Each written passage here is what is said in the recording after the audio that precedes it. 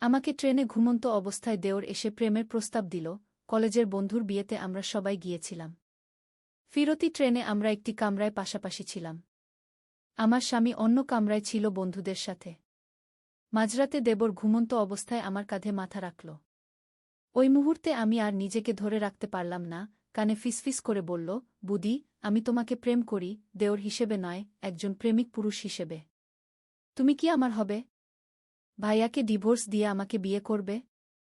আমি ট্রেনের ঝাঁকুনিতে হঠাৎ জেগে উঠলাম, কিন্তু চোখ খুললাম না। আমার মাথা অজয়ের কাঁধে, তার ফিসফিসানি আমার কানে বাজছিল। প্রথমে ভাবলাম স্বপ্ন দেখছি, কিন্তু অজয়ের হাতের স্পর্শ আমার চুলে অনুভব করে বুঝলাম এটা বাস্তব। আমার হৃদস্পন্দন বেড়ে গেল, কিন্তু আমি নড়াচড়া করলাম না। অজয়, আমার দেওর, আমাকে বিয়ের প্রস্তাব দিচ্ছে। এটা কি সম্ভব?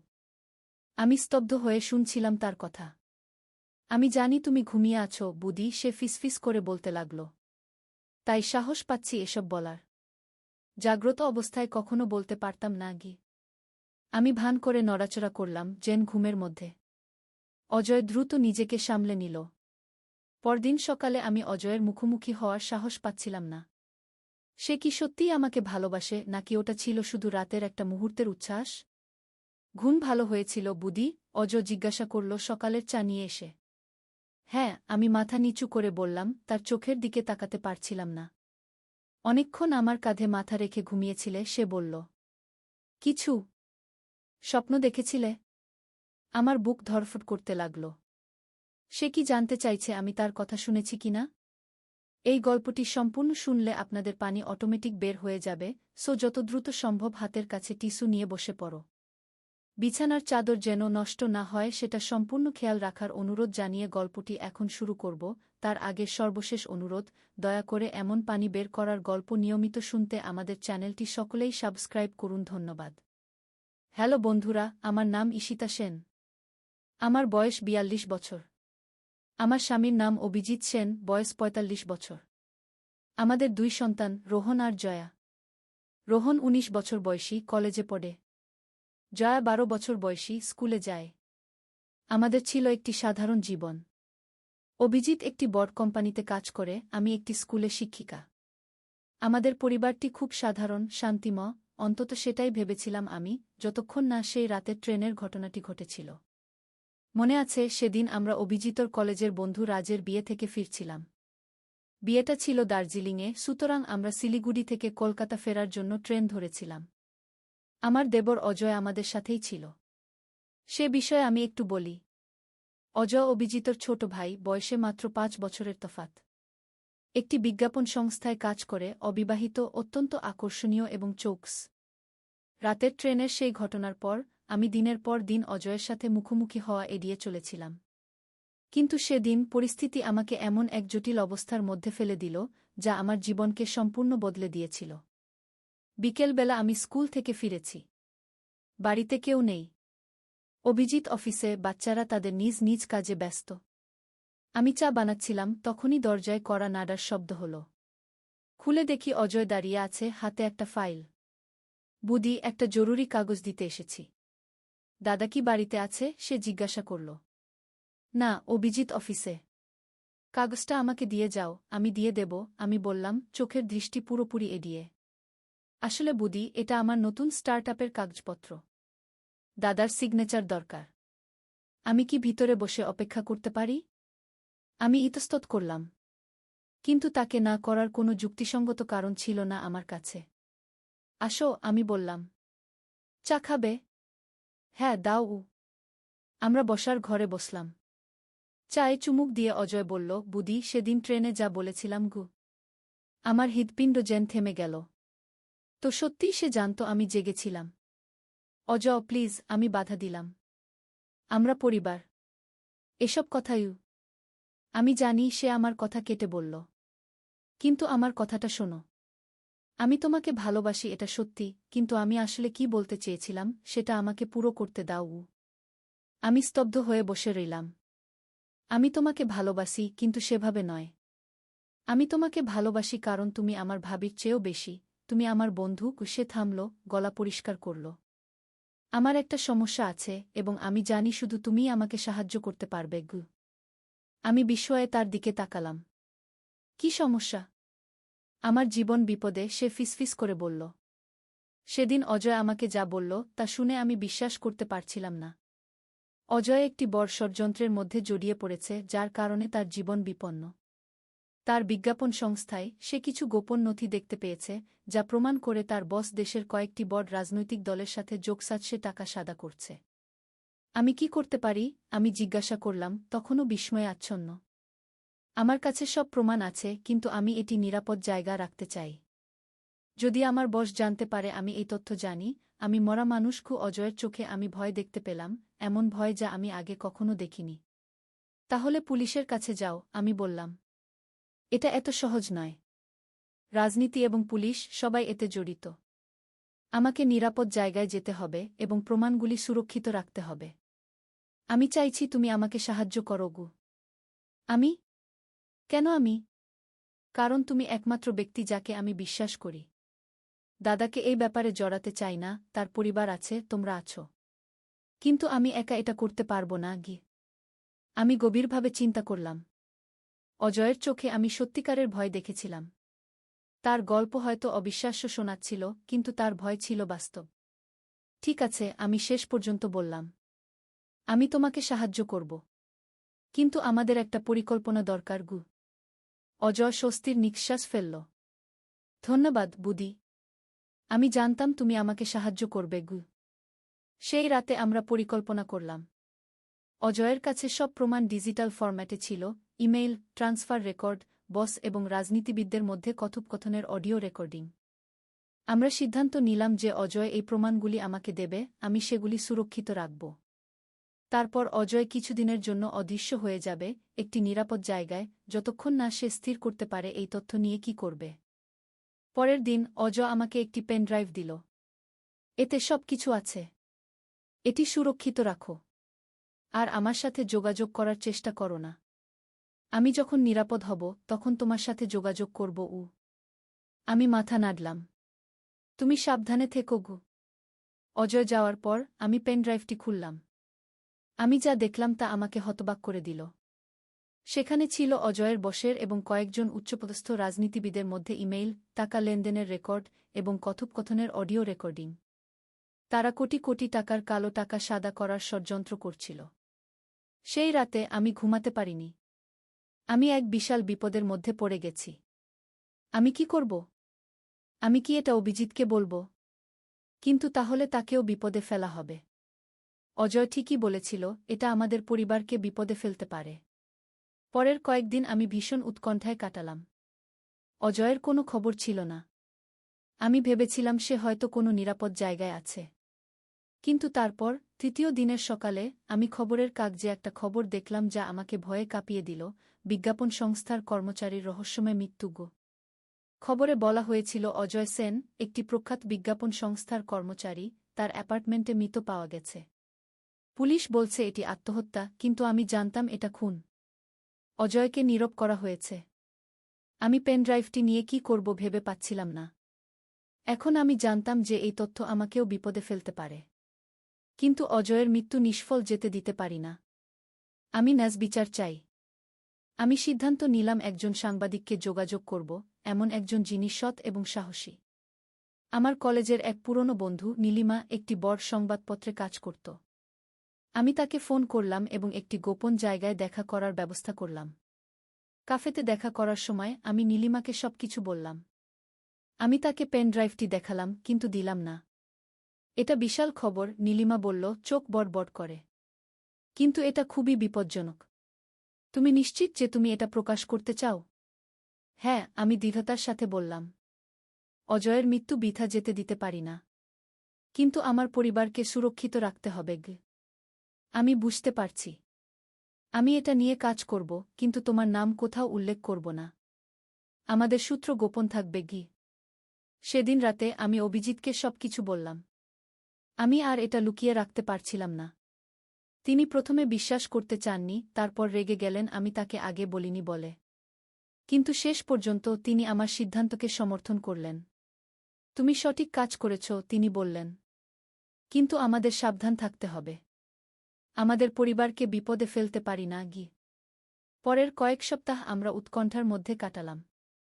তারপর একদিন আমি একটি বড় প্রচ্ছদ গল্প দেখলাম সংবাদপত্রে।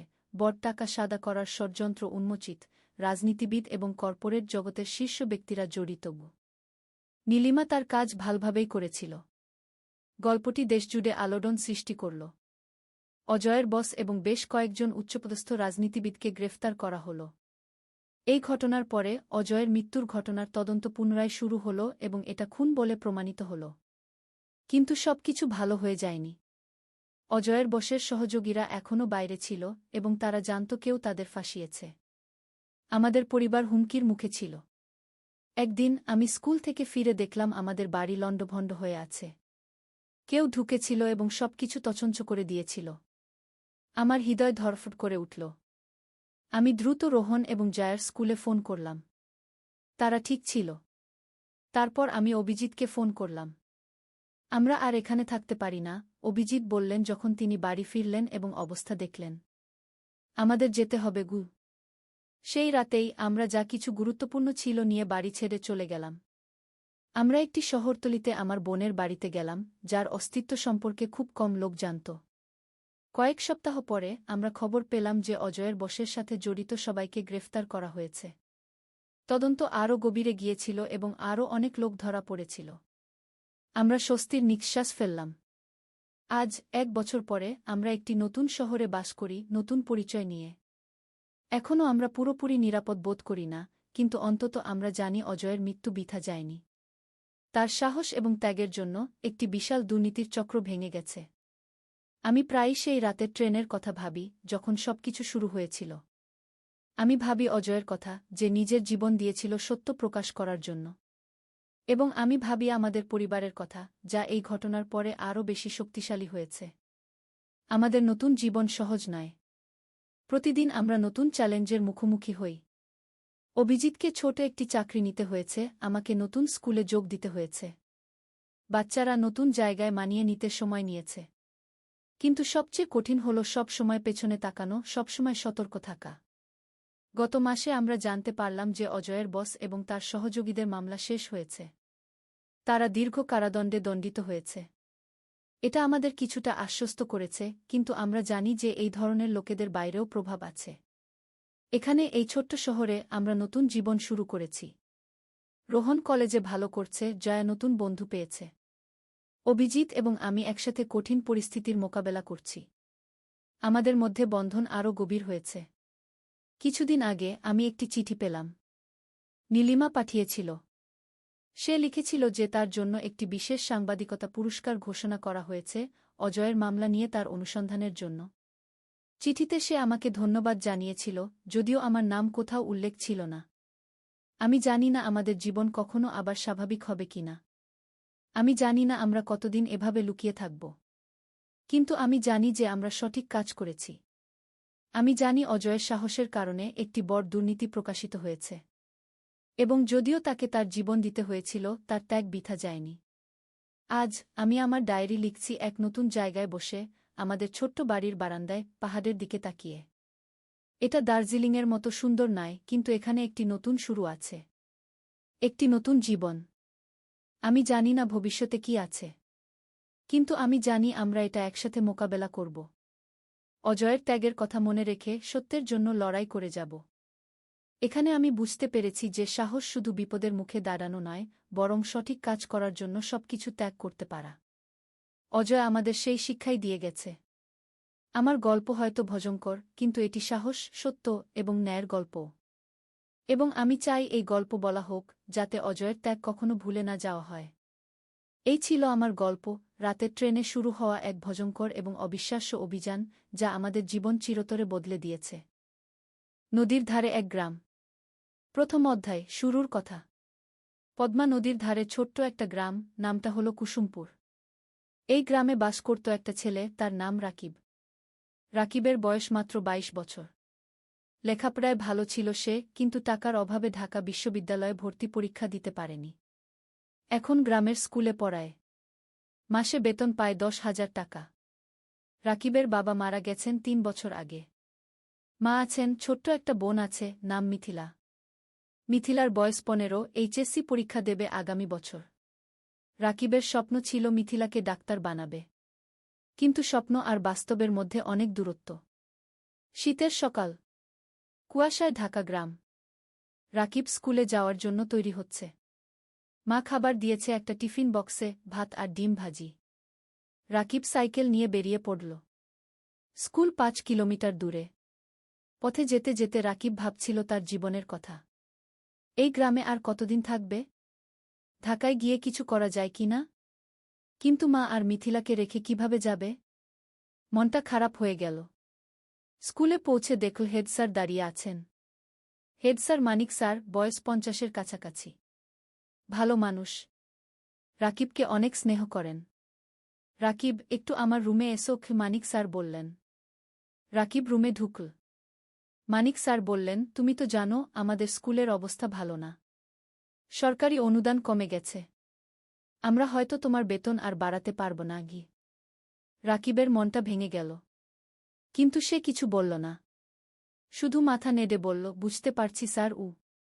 তবে একটা খবর আছে, মানিক স্যার বললেন। শুনেছি জেলা শহরে একটা এনজিও শিক্ষক খুঁজছে। বেতন ভালো, ১৫,০০০ টাকা। তুমি চাইলে আবেদন করতে পারো। রাকিব একটু ভাবল। জেলা শহর মানে প্রায় ৩০ কিলোমিটার দূরে। রোজ যাওয়া আসা করা মুশকিল। থাকতে হবে সেখানে। স্যার, আমি ভেবে দেখি। রাকিব বলল। ক্লাস শুরু হল। রাকিব বাচ্চাদের বাংলা পড়াচ্ছে। ছোট্ট ছোট্ট মুখ, সবাই মন দিয়ে শুনছে। রাকিব ভাবল, এই বাচ্চাদের ছেড়ে কিভাবে যাবে? স্কুল ছুটির পর রাকিব বাড়ি ফিরল। মা রান্না করছে। মিথিলা পড়াশোনা করছে। রাকিব মাকে বলল এনজিওর কথা। মা চুপ করে রইল কিছুক্ষণ। তারপর বলল, ভাই, তুমি যা ভালো মনে করো তাই করো। আমরা সামলে নেব। কিন্তু রাকিব দেখল মায়ের চোখে পানি। দ্বিতীয় অধ্যায়, নতুন সিদ্ধান্ত। সেই রাতে রাকিব ঘুমাতে পারল না। বারবার একই চিন্তা মাথায় আসছে। কি করবে? এখানে থাকবে নাকি নতুন জায়গায় যাবে? পরদিন শুক্রবার। ছুটির দিন। রাকিব সকালে উঠে নদীর ধারে গেল। পদ্মা নদী। শীতকালে পানি কমে যায়, বালুর চর জেগে ওঠে। রাকিব একটা চরের উপর বসল। দূরে মাছ ধরা নৌকা দেখা যাচ্ছে। রাকিব ছোটবেলার কথা ভাবল। বাবা জীবিত ছিলেন তখন। বাবাও মাছ ধরতেন। একদিন নৌকা উল্টে গিয়ে বাবা ডুবে মারা যান। সেদিন থেকে রাকিবের জীবন বদলে গেল। লেখাপড়া ছেড়ে দিতে হল। মাকে সাহায্য করতে হল। হঠাৎ কেউ পেছন থেকে ডাকল, রাকিব ভাই। রাকিব ফিরে তাকাল। দেখল তার বন্ধু সাজিদ দাঁড়িয়ে আছে। সাজিদ ঢাকায় থাকে, প্রাইভেট কোম্পানিতে চাকরি করে। গ্রামে এসেছে ঈদের ছুটিতে। সাজিদ, কবে এলি? রাকিব খুশি হল। গতকাল এলাম। তোর খোঁজেই এসেছিলাম। সাজিদ পাশে বসল। দুই বন্ধু অনেকক্ষণ গল্প করল। সাজিদ বলল তার চাকরির কথা, ঢাকার জীবনযাপনের কথা। রাকিব শুনল চুপচাপ। তারপর সাজিদ জিজ্ঞেস করল, তুই এই গ্রামে আর কতদিন পড়ে থাকবি? ঢাকায় চলে আয় না। আমি তোকে চাকরি খুঁজে দেবগু। রাকিব মাথা নাড়ল। মা আর মিথিলাকে রেখে কিভাবে যাব? ওদেরকে নিয়ে আয়। ঢাকায় ভাড়া বাসায় থাকবি, সাজিদ বলল। তোকে তো জানি। ঢাকায় এক রুম ভাড়া নিতে কত টাকা লাগে? আমার সামর্থ্য আছে। রাকিব তিক্ত হাসল। সাজিদ কিছু বলল না। সে জানে রাকিবের সমস্যা। দুপুরে রাকিব বাড়ি ফিরল। মা খাবার দিয়েছে। ভাত, ডাল আর একটা মাছ। রাকিব খেতে খেতে ভাবছিল, জীবনটা কেন এত কঠিন? খাওয়ার পর মিথিলা এল। ভাইয়া, আমার পরীক্ষার ফি দিতে হবে। ৫,০০০ টাকা। রাকিবের মাথায় হাত। এই মাসে বেতন পাবে ১০,০০০ টাকা। তার মধ্যে বাড়ি ভাড়া ৩,০০০, মায়ের ওষুধ ২,০০০, খরচপাতি ৩,০০০। পরীক্ষার ফি দেবে কোথা থেকে? চিন্তা করিস না, ব্যবস্থা হবে। কি রাকিব বলল। কিন্তু ব্যবস্থা হবে কিভাবে? রাকিব জানে না। সেই রাতে রাকিব মনস্থির করল। সে জেলা শহরে এনজিওর চাকরির জন্য আবেদন করবে। ১৫,০০০ টাকা হলে অনেক কিছু করা যাবে। তৃতীয় অধ্যায়, নতুন পথ। সোমবার সকালে রাকিব জেলা শহরে গেল। এনজিওর অফিস খুঁজে পেল। একটা ৩ তলা বিল্ডিং। ভেতরে ঢুকে নাম লিখল রিসেপশনে। কিছুক্ষণ পর ডাক পড়ল। একটা রুমে ঢুকল রাকিব। দেখল একজন ভদ্রমহিলা বসে আছেন, বয়স 40-এর কাছাকাছি, হাসি মুখ। বসুন। আপনার নাম? মহিলা জিজ্ঞেস করলেন। রাকিব। রাকিব হোসেন। আপনার সার্টিফিকেট? রাকিব ব্যাগ থেকে সার্টিফিকেট বের করে দিল। মহিলা দেখলেন। আপনি গ্রামে পড়ান? মহিলা জিজ্ঞেস করলেন। জি ইমাম, 3 বছর ধরে। ভালো। আমরা গ্রামের স্কুলে কাজ করি। আপনার অভিজ্ঞতা কাজে লাগবে। মহিলা আরও কিছু প্রশ্ন করলেন। রাকিব উত্তর দিল। তারপর মহিলা বললেন, ঠিক আছে, আমরা আপনাকে জানাব। 1 সপ্তাহের মধ্যে ফোন করব। রাকিব বের হয়ে এল। মনটা একটু হালকা লাগল। হয়তো চাকরি হবে। কিন্তু সমস্যা হলো অন্য জায়গা। রাকিব গ্রামে ফিরে দেখল মা অসুস্থ হয়ে পড়েছে, জ্বর হয়েছে। ডাক্তার ডেকে আনতে হলো। ডাক্তার ওষুধ লিখে দিল। ওষুধের দাম 1000 টাকা। রাকিবের পকেটে 5 টাকা ছিল। বাকি 5 টাকা ধার করতে হলো পাশের বাড়ির কাকার কাছে। মা শুয়ে শুয়ে বলল, ভাই তুমি জেলা শহরে চাকরি নিও না, আমরা এখানে থাকি। না মা, তোমার চিকিৎসার জন্য টাকা লাগবে, মিথিলার পড়াশোনার জন্য টাকা লাগবে, আমাকে ভালো চাকরি করতে হবে। কি? রাকিব বলল। পরের সপ্তাহে রাকিবের ফোন এল এনজিও থেকে। চাকরি হয়েছে, পরের মাস থেকে জয়েন করতে হবে। রাকিব খুশি হলো, কিন্তু সাথে সাথে চিন্তাও হলো। জেলা শহরে থাকবে কোথায়? বাসা ভাড়া নিতে হবে। সেই টাকা কোথায়? রাকিব মানিক স্যারের কাছে গেল, সব বলল। মানিক স্যার শুনলেন। তারপর বললেন, তুমি চিন্তা করো না, আমার জেলা শহরে একটা ছোট্ট ফ্ল্যাট আছে, খালি পড়ে আছে, তুমি সেখানে থাকতে পারো। প্রথম 3 মাস ভাড়া লাগবে না। রাকিবের চোখে পানি এল। স্যার আপনি কি? তুমি ভালো ছেলে, তোমার উন্নতি হোক এটাই চাই। মানিক স্যার হাসলেন। রাকিব স্যারের পা ছুঁয়ে সালাম করল। 4র্থ অধ্যায়, জেলা শহরে নতুন জীবন। পরের মাসের প্রথম দিনে রাকিব জেলা শহরে চলে এল। মা আর মিথিলা গ্রামে রইল। রাকিব ঠিক করল সপ্তাহে একদিন গ্রামে যাবে। মানিক স্যারের ফ্ল্যাট ছোট্ট কিন্তু পরিষ্কার। একটা রুম, একটা রান্নাঘর, একটা বাথরুম। রাকিব নিজের জিনিসপত্র গুছিয়ে রাখল। পরদিন এনজিও অফিসে গেল। কাজ শুরু হলো। রাকিবকে দায়িত্ব দেওয়া হলো 5টা গ্রামের স্কুল দেখাশোনা করার। সপ্তাহে 3 দিন স্কুলে যেতে হবে, বাকি দিন অফিসে। প্রথম দিন রাকিব একটা গ্রামে গেল। স্কুলটা খুবই খারাপ অবস্থায়, ছাদ দিয়ে পানি পড়ে, বেঞ্চ ভাঙা, শিক্ষক মাত্র 2 জন, ছাত্রছাত্রী প্রায় 150। রাকিব শিক্ষকদের সাথে কথা বলল। তারা বলল অনেক সমস্যার কথা, বেতন কম, সরকারি সাহায্য নেই, অনেক বাচ্চা স্কুল ছেড়ে দিয়েছে। রাকিব বুঝল এখানে অনেক কাজ করার আছে। সে মনস্থির করে ভালোভাবে কাজ করবে। সন্ধ্যায় রাকিব ফ্ল্যাটে ফিরল। একা একা রান্না করল, ভাত আর ডিম ভাজি। খেয়ে শুয়ে পড়ল। মায়ের কথা মনে পড়ল, মিথিলার কথা মনে পড়ল। রাকিব মাকে ফোন করল। মা কেমন আছো? ভালো আছি। তুমি খেয়েছো? মা জিজ্ঞেস করল। হ্যাঁ মা। তুমি ওষুধ খেয়েছো তো? খেয়েছি। মিথিলা পড়াশোনা করছে, তুমি চিন্তা করো না। ফোন রেখে রাকিব ঘুমিয়ে পড়ল। দিন যাচ্ছে, রাকিব কাজে মন দিচ্ছে। সে দেখছে স্কুলগুলোর অবস্থা ধীরে ধীরে ভালো হচ্ছে। এনজিও থেকে সাহায্য আসছে, নতুন বেঞ্চ এসেছে, ছাদ মেরামত হয়েছে, শিক্ষকদের ট্রেনিং দেওয়া হচ্ছে। রাকিব খুশি, তার মনে হচ্ছে সে কিছু ভালো কাজ করছে। 3 মাস পর রাকিব প্রথম বেতন পেল, 15,000 টাকা। রাকিব সাথে সাথে 10,000 টাকা মাকে পাঠিয়ে দিল। বাকি 5,000 টাকা দিয়ে নিজের খরচ চালাবে। মা ফোন করে কাঁদে, ভাই তুমি এত টাকা পাঠালে তোমার কি হবে? মা তুমি চিন্তা করো না, আমার হয়ে যাবে, তুমি ভালো থাকো। রাকিবের মনে হলো জীবনে প্রথমবার সে কিছু করতে পারছে। 5ম অধ্যায়, নতুন বন্ধুত্ব। এনজিও অফিসে রাকিবের সহকর্মী অনেক। তার মধ্যে একজন মেয়ে আছে, নাম তানিয়া। তানিয়া ঢাকা থেকে এসেছে। লেখাপড়া করেছে ঢাকা বিশ্ববিদ্যালয়ে।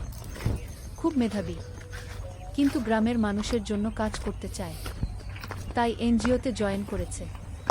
তানিয়া আর রাকিব প্রায় একসাথে মাঠে কাজ করে, স্কুলে যায়, শিক্ষকদের সাথে কথা বলে, বাচ্চাদের পড়ায়। ধীরে ধীরে তানিয়া আর রাকিবের মধ্যে বন্ধুত্ব হলো। তানিয়া রাকিবকে অনেক কিছু শেখায়, কিভাবে প্রজেক্ট প্ল্যান করতে হয়, কিভাবে রিপোর্ট লিখতে হয়, কিভাবে মানুষের সাথে কথা বলতে হয়। রাকিব তানিয়াকে শেখায় গ্রামের জীবন সম্পর্কে, গ্রামের মানুষের সমস্যা সম্পর্কে, কিভাবে তাদের সাহায্য করা যায়। একদিন তানিয়া রাকিবকে জিজ্ঞেস করল, তুমি কি বিয়ে করেছ?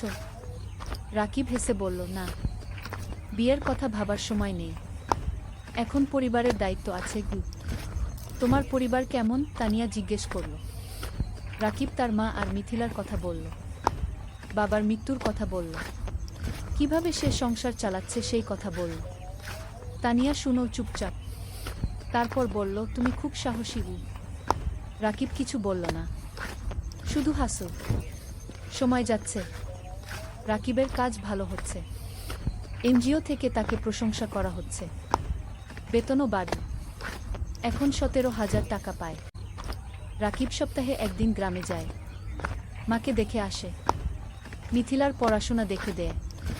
মিথিলা এখন কলেজে পড়ছে, সে ডাক্তার হতে চায়। একদিন মা রাকিবকে বলল, ভাই, তোর বিয়ের কথা ভাবা উচিত কি? রাকিব হাসে, মা, এখনো সময় আছে, আগে মিথিলাকে প্রতিষ্ঠিত করি কি।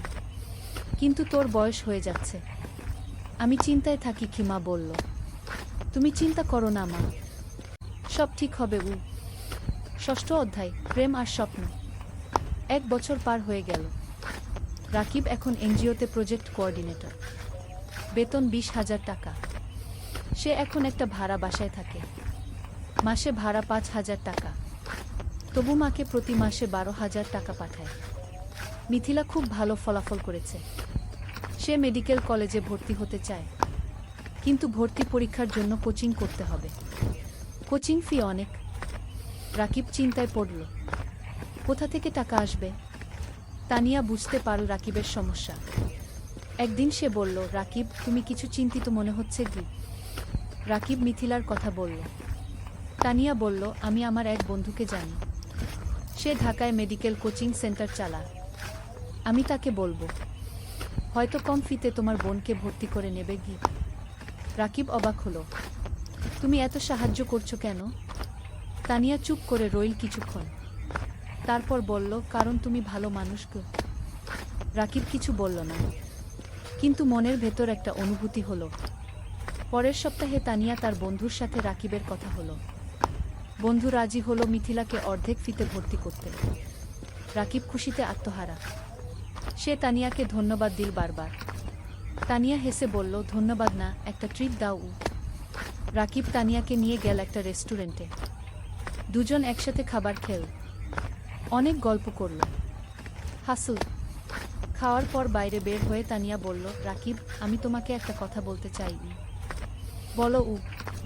তানিয়া একটু থেমে বলল, আমি তোমাকে ভালোবাসি। রাকিব স্তব্ধ হয়ে গেল, কি বলবে বুঝতে পারল না।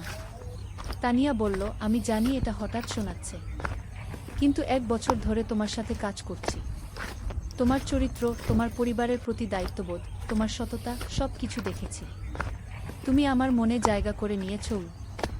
রাকিব কিছুক্ষণ চুপ করে রইল, তারপর বলল, তানিয়া, আমি জানি না কি বলবো।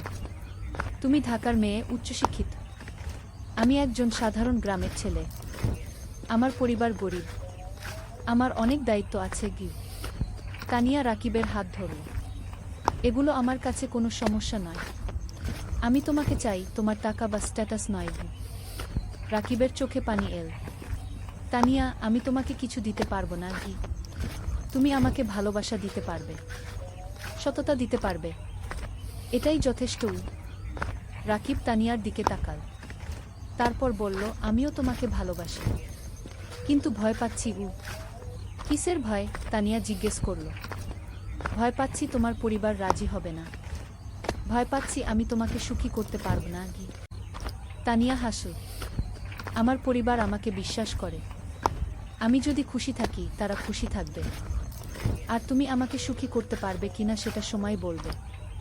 আমরা একসাথে চেষ্টা করব। সেই রাতে রাকিব ঘুমাতে পারল না। সারারাত তানিয়ার কথা ভাবল। জীবনে প্রথমবার কেউ তাকে এভাবে ভালোবাসে। সপ্তম অধ্যায়, বাধা আর চ্যালেঞ্জ। পরের সপ্তাহে রাকিব গ্রামে গেল। মাকে সব কথা বলল। তানিয়ার কথা, প্রেমের কথা। মা শুনো চুপচাপ। তারপর বলল, মেয়ে কেমন? খুব ভালো মা। তুমি তাকে দেখলে পছন্দ করবে কি? তার পরিবার রাজি হবে? আমরা তো গরিব, ক্ষমা চিন্তিত হল। তানিয়া বলেছে তার পরিবার তাকে বিশ্বাস করে। সমস্যা হবে না গি। মিথিলা খুশি হল। ভাইজা, তুমি বিয়ে করছো? আমি ভাবির সাথে দেখা করব। রাকিব হাসে। হ্যাঁ রে, তোকে নিয়ে যাব ঢাকায়। কিন্তু সমস্যা এল অন্য দিক থেকে। তানিয়া তার বাবা মাকে রাকিবের কথা বলল। প্রথমে তারা খুশি হল, কিন্তু যখন জানো রাকিব একজন এনজিও কর্মী, বেতন মাত্র 20,000 টাকা, তখন তারা আপত্তি করল। তানিয়ার বাবা বললেন, তানিয়া, তুমি ঢাকা বিশ্ববিদ্যালয় থেকে পাস করেছ। তুমি একজন ভালো চাকরিজীবী ছেলে পাবে। এই ছেলে তোমাকে কি দেবে? তানিয়া বলল, বাবা, আমি টাকার জন্য বিয়ে করছি না। আমি রাকিবকে ভালোবাসি। ভালোবাসা দিয়ে সংসার চলে না কি? তানিয়ার মা বললেন। বাবা মা, রাকিব খুব সৎ এবং পরিশ্রমী। সে তার পরিবারের জন্য অনেক কষ্ট করছে।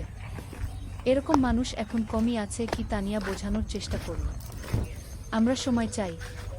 আমরা ছেলেটাকে দেখতে চাই কি? তানিয়ার বাবা বললেন। তানিয়া রাকিবকে ফোন করে সব বলল। রাকিব শুনো। তারপর বলল, আমি জানতাম এটা হবে গু।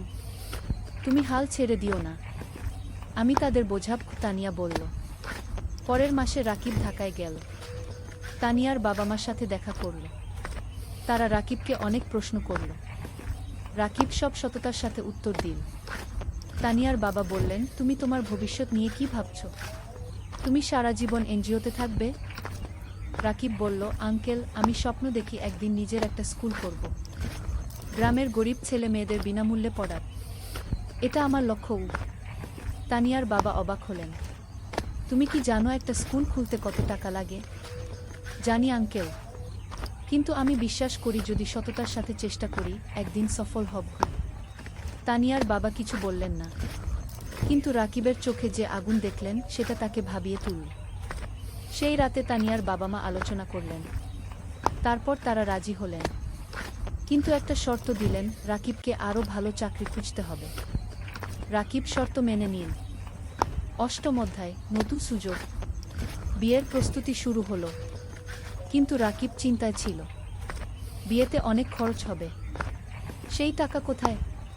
তানিয়া বলল, আমরা সিম্পল বিয়ে করব। বেশি খরচ করব না আগে। কিন্তু তানিয়ার পরিবার বড় বিয়ে চায়। অনেক আত্মীয় স্বজন আছে। রাকিব টেনশনে ছিল। তখন মানিক স্যার তাকে ডাকলেন। স্যার বললেন, রাকিব, আমি শুনেছি তোমার বিয়ে হবে। আমি তোমাকে একটা উপহার দিতে চাই। স্যার একটা খাম দিলেন। খামে ছিল 50,000 টাকা। রাকিবের চোখ বড় হয়ে গেল। স্যার, এটা আমি নিতে পারবো না কি? এটা উপহার। তুমি আমার ছাত্রের মতো। তুমি অবশ্যই নেবে। স্যার জোর করলেন। রাকিব স্যারকে জড়িয়ে ধরল। স্যার, আপনি আমার জন্য অনেক কিছু করেছেন। তুমি ভালো থাকো, এটাই চাই। এদিকে রাকিবের ভাগ্য ঘুরতে শুরু করল। একদিন এনজিওর ডিরেক্টর রাকিবকে ডাকলেন। বললেন, রাকিব, তোমার কাজ আমরা খুব পছন্দ করেছি। আমরা একটা নতুন প্রজেক্ট শুরু করছি। তুমি প্রজেক্ট ম্যানেজার হবে।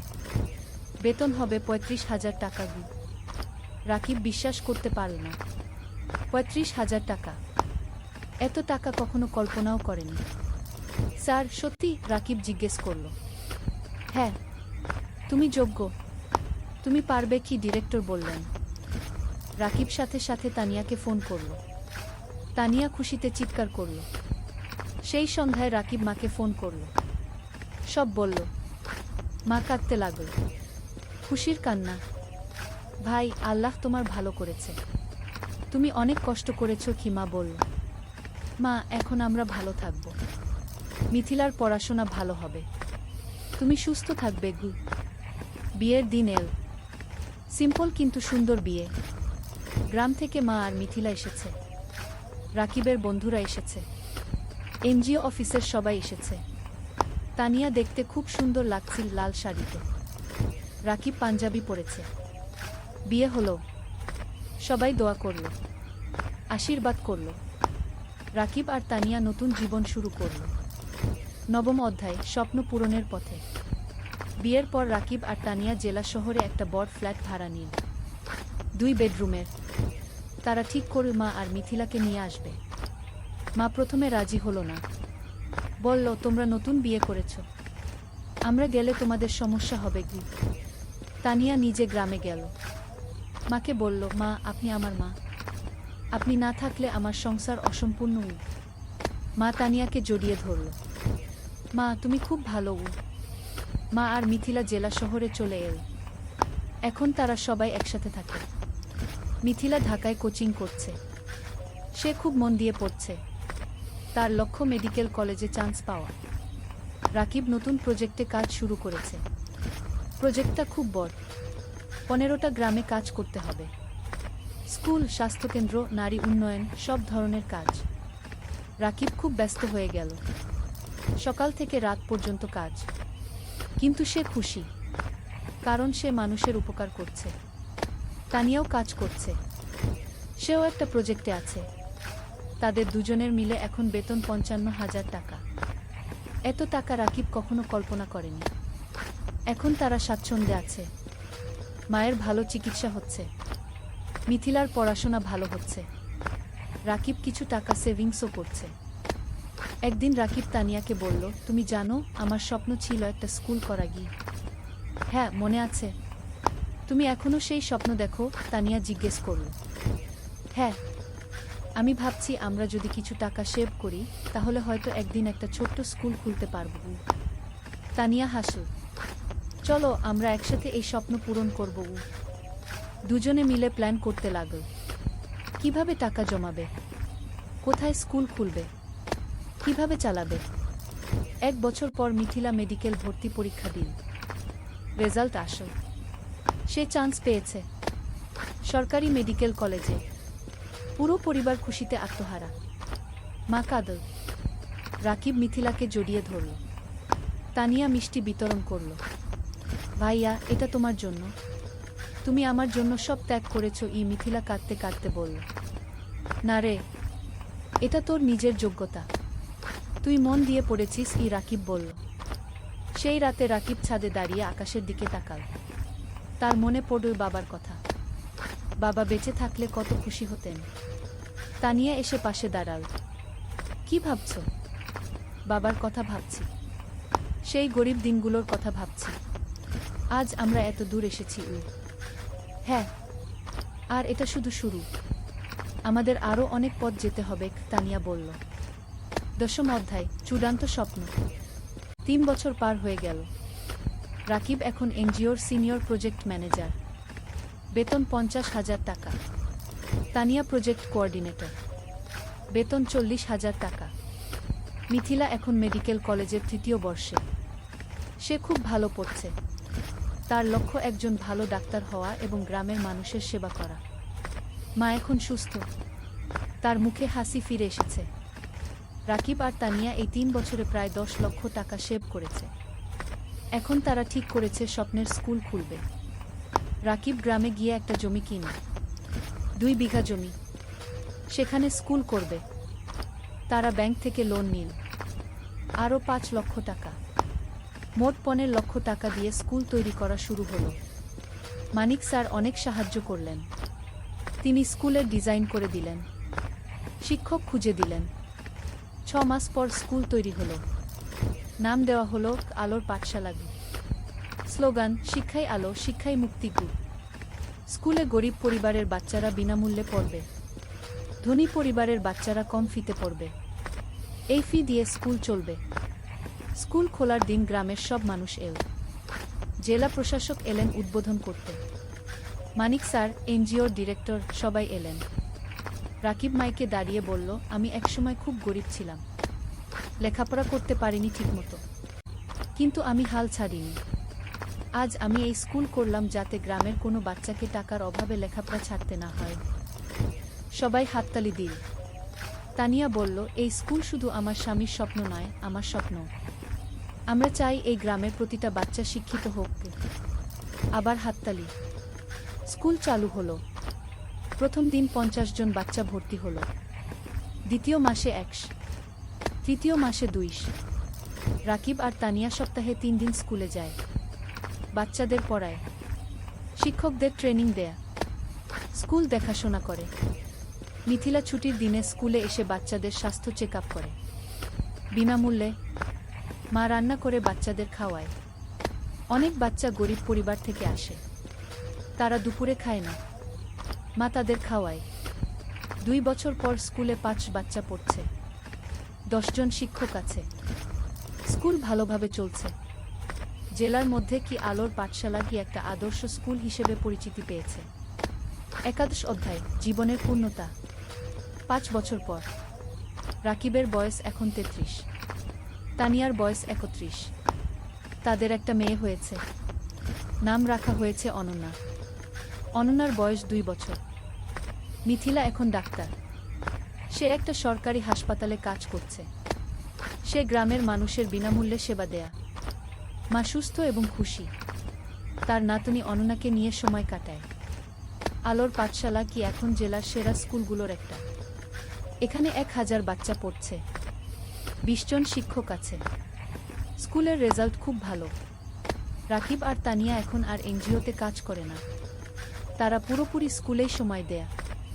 তারা আরও 2টো স্কুল খোলার পরিকল্পনা করছে। একদিন রাকিব স্কুলের ছাদে দাঁড়িয়ে আছে। তানিয়া এসে পাশে দাঁড়াল, হাতে চায়ের কাপ। কি ভাবছো? তানিয়া জিজ্ঞেস করল।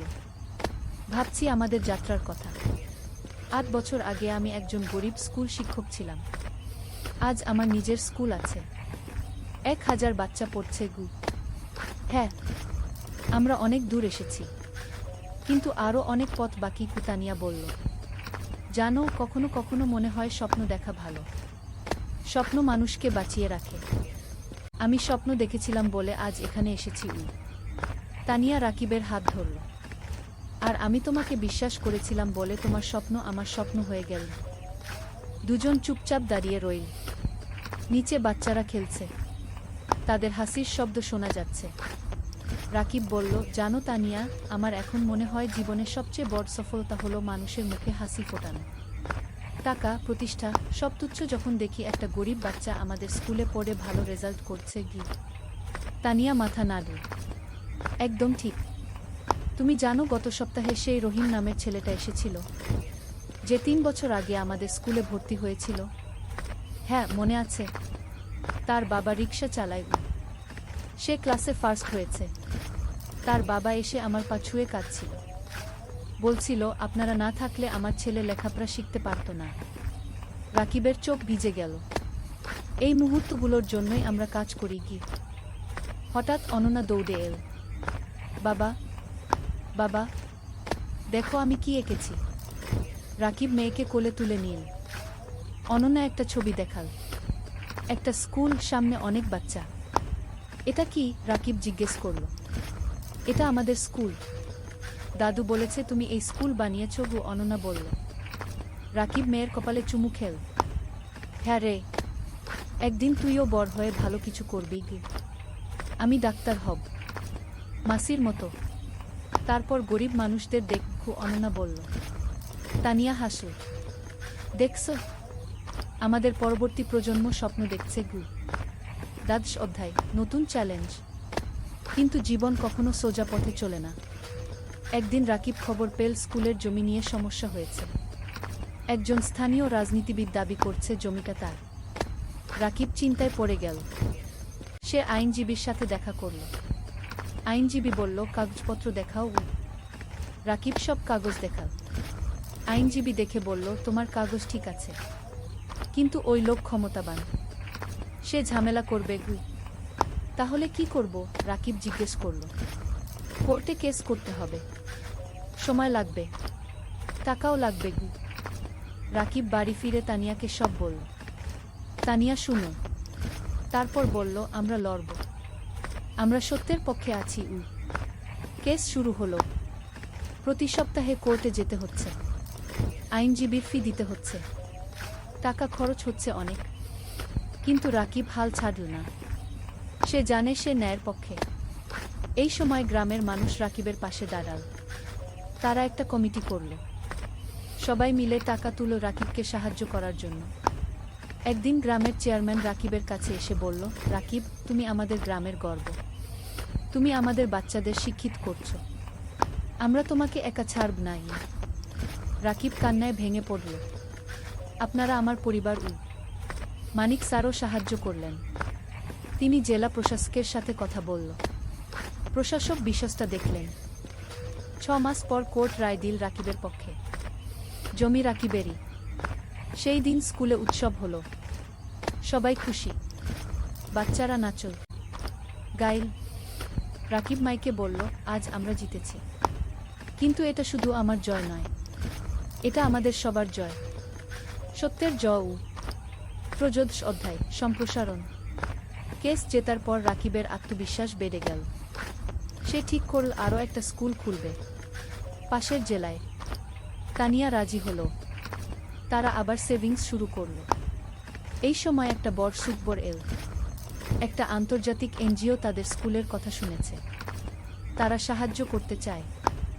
এনজিওর একজন প্রতিনিধি এল আলোর পাঠশালাকে দেখতে। সে সব দেখল। শিক্ষকদের সাথে কথা বলল, বাচ্চাদের সাথে কথা বলল। তারপর সে রাকিবকে বলল, আমরা আপনার কাজে মুগ্ধ। আমরা আপনাকে 10 লক্ষ টাকা গ্রান্ট দিতে চাই নতুন স্কুলের জন্য। রাকিব বিশ্বাস করতে পারল না। 10 লক্ষ টাকা? সত্যি? রাকিব জিজ্ঞেস করল। হ্যাঁ। আপনি একটা প্রস্তাব লিখে পাঠান, আমরা অনুমোদন করব। রাকিব আর তানিয়া রাত দিন পরিশ্রম করে প্রস্তাব লিখল, পাঠিয়ে দিল। 1 মাস পর অনুমোদন এল। 10 লক্ষ টাকা। রাকিব পাশের জেলায় জমি কিনা। নতুন স্কুল তৈরি শুরু হলো। এবার আরও বড় স্কুল, আরও ভালো সুবিধা। মিথিলা বলল, ভাইজা, নতুন স্কুলে একটা হেলথ ক্লিনিক বানাও। আমি সপ্তাহে একদিন এসে বাচ্চাদের দেখব। চমৎকার আইডিয়া, রাকিব বলল। নতুন স্কুলে একটা হেলথ ক্লিনিকও তৈরি হলো। মিথিলা আর তার 2 জন সহকর্মী ডাক্তার সেখানে বিনামূল্যে সেবা দেয়া। নতুন স্কুলের নাম দেওয়া হলো আলোর পাঠশালা। এখানেও গরিব বাচ্চারা বিনামূল্যে পড়ে। 1 বছরে দ্বিতীয় স্কুলেও 5 বাচ্চা ভর্তি হলো। রাকিবের স্বপ্ন আরও বড় হলো। সে ভাবল জেলার প্রতিটা গ্রামে একটা করে স্কুল করবে। চতুর্দশ অধ্যায়, পুরস্কার। 3 বছর পর রাকিব এখন 40 বছরের।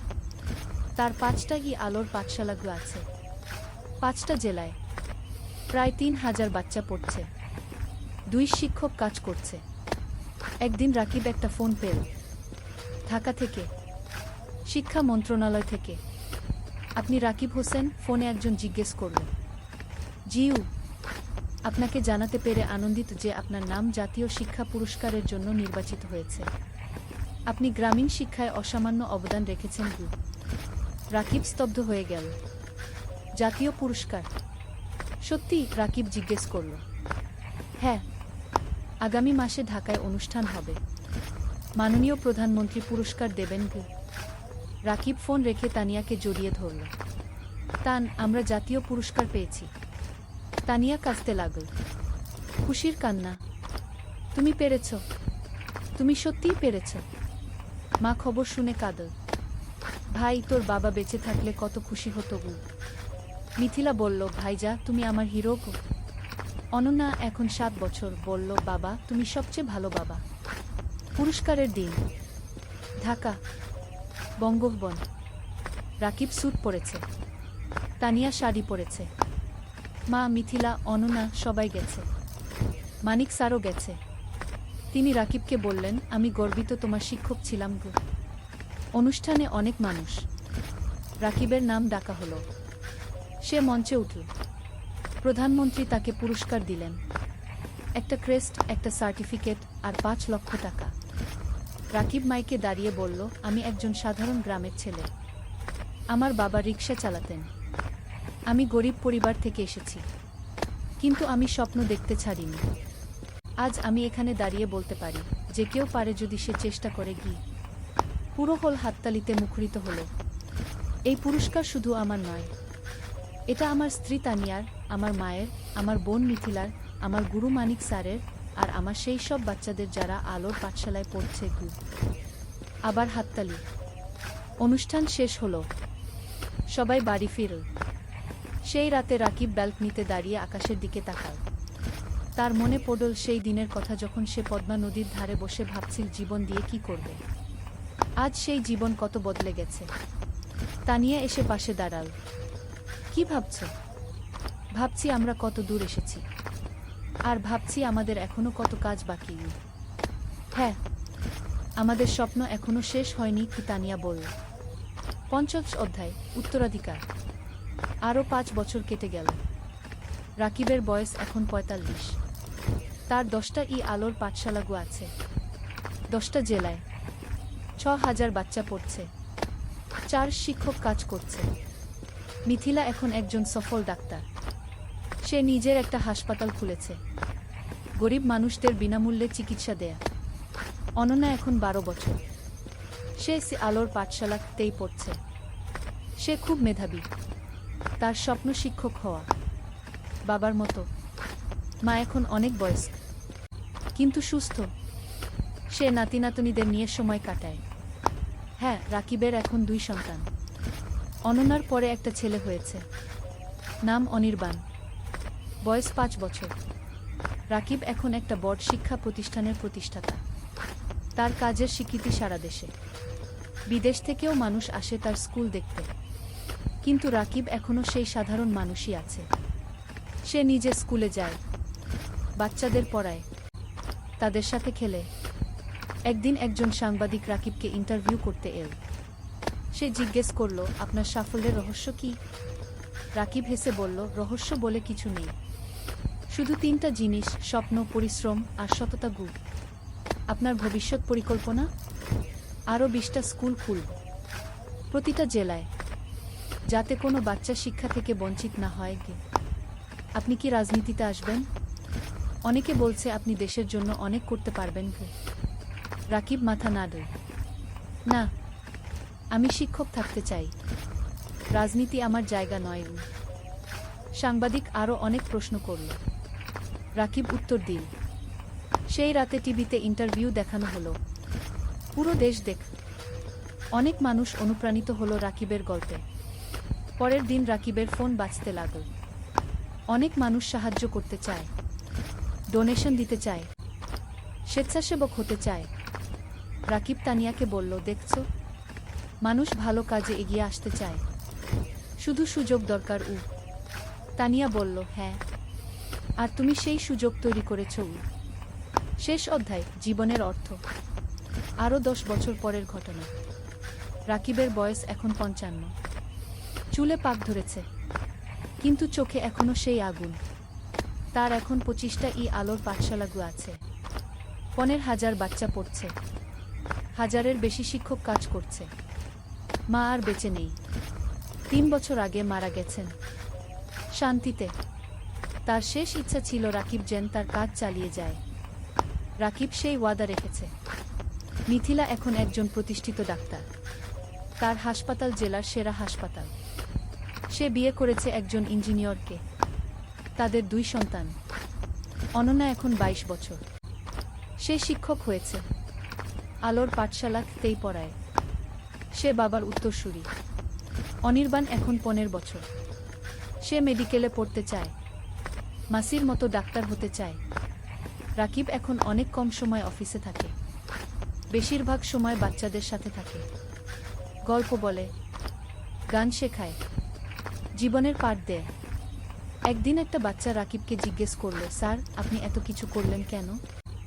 আপনি তো ব্যবসা করে ধনী হতে পারতেন। রাকিব হাসল, বাবা, টাকা দিয়ে সব কিছু কেনা যায় না। আমি যখন দেখি তুমি ভালো রেজাল্ট করেছ, তখন যে আনন্দ পাই সেটা কোনো টাকায় কেনা যায় না। তাহলে জীবনের অর্থ কি স্যার? বাচ্চাটা জিজ্ঞেস করল। রাকিব একটু ভাবল। তারপর বলল, জীবনের অর্থ হলো অন্যের জীবনে আলো জ্বালানো। যদি তুমি একজন মানুষকেও সাহায্য করতে পারো তাহলে তোমার জীবন সার্থক। বাচ্চাটা মাথা নাড়ল। আমিও আপনার মতো হতে চাই স্যার। রাকিব বাচ্চাটার মাথায় হাত বুলিয়ে দিল। তুমি আমার চেয়ে আরও ভালো হবে কি। সেই সন্ধ্যায় রাকিব আর তানিয়া তাদের বাড়ির ছাদে বসে আছে। সূর্য অস্ত যাচ্ছে, আকাশ লাল কুমলা রঙে রাঙানো। তানিয়া বলল, তুমি জানো, যখন প্রথম তোমাকে দেখেছিলাম তখন জানতাম না তুমি এত দূর যাবে। রাকিব হাসল। আমিও জানতাম না, কিন্তু তোমাকে পেয়েছিলাম বলে সম্ভব হয়েছে কি না। তুমি পেরেছ তোমার ইচ্ছাশক্তি আর কঠোর পরিশ্রমের কারণে। আমি শুধু সাথে ছিলাম। তুমি শুধু সাথে ছিলে না, তুমি আমার শক্তি ছিলে, আমার অনুপ্রেরণা ছিলে। দুজন চুপচাপ বসে রইল। নিচে কি আলোর পাঠশালা দেখা যাচ্ছে, বাচ্চারা খেলছে। রাকিব বলল, জানো তানিয়া, আমি এখন শান্তিতে আছি। আমার মনে হয় আমি আমার জীবন দিয়ে কিছু অর্থবহ করতে পেরেছি। তুমি পেরেছ, তুমি হাজারো জীবন বদলে দিয়েছ। তানিয়া বলল। হঠাৎ অনন্যা এল। বাবা, মা, খাবার তৈরি। রাকিব উঠে দাঁড়াল। চলো। তিনজন একসাথে নিচে নামো। পরিবার একসাথে বসে খাবার খেল, হাসল, গল্প করল। রাতে শোয়ার আগে রাকিব জানালার পাশে দাঁড়িয়ে বাইরে তাকাল। দূরে তারা জ্বলছে। রাকিব মনে মনে ভাবল, জীবন একটা যাত্রা, কখনো কঠিন, কখনো সহজ। কিন্তু যদি তুমি স্বপ্ন দেখো, যদি তুমি পরিশ্রম করো, যদি তুমি সৎ থাকো, তাহলে তুমি অবশ্যই সফল হবে। আর সবচেয়ে বড় সফলতা হলো যখন তুমি অন্যের জীবনে আলো জ্বালাতে পারো। রাকিব হাসল। তারপর বিছানায় শুয়ে পড়ল। গভীর ঘুমে তলিয়ে গেল। শান্তির ঘুম, পরিতৃপ্তির ঘুম। কারণ সে জানে তার জীবন সার্থক হয়েছে, তার স্বপ্ন পূরণ হয়েছে। আর এটাই জীবনের সবচেয়ে বড় পাওয়া।